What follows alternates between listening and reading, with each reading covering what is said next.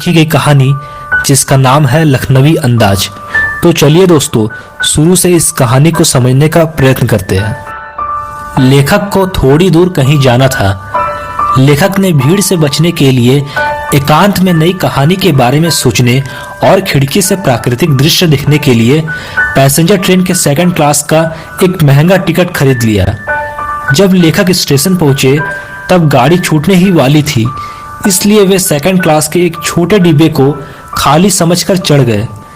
लेखक जिस डिब्बे को खाली समझकर चढ़ गए थे, उस डिब्बे पर पहले से ही एक लखनवी नवाब बहुत आराम से पालथी मारकर बैठे हुए थे और उनके सामने दो ताजे खीरे एक तौलिए के ऊपर रखे हुए थे। लेखक को देखकर नवाब साहब को चिंता और संकोच का भाव दिखाई दिया।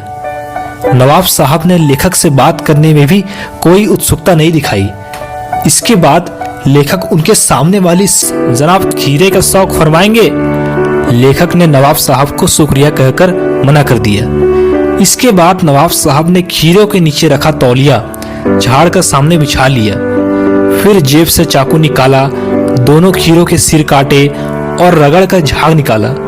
फिर चाकू से खीरों को छीलकर फाकों में काट लिया।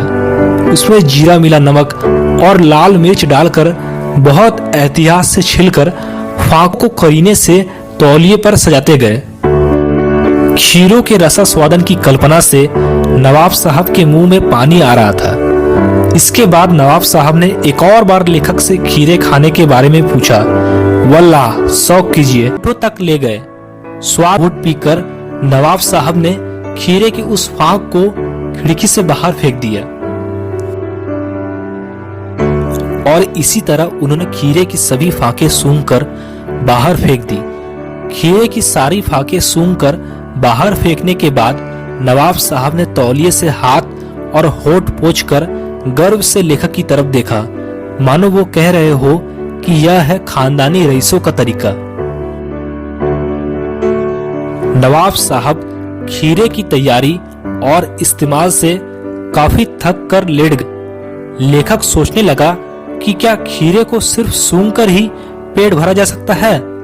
तभी नवाब साहब ने भरे पेट जैसी डकार ली और कहा कि खीरा स्वादिष्ट होता है, लेकिन पेट पर भार डाल देता है। यह सुनकर लेखक की सोचने की शक्ति जागृत हो गई और उन्होंने सोचा कि खीरे की सुगंध और स्वाद की कल्पना से ही पेट भर कर डकार आ सकती है, तो फिर बिना विचार, घटना और पात्रों के एक नई कहानी भी लिखी जा सकती है।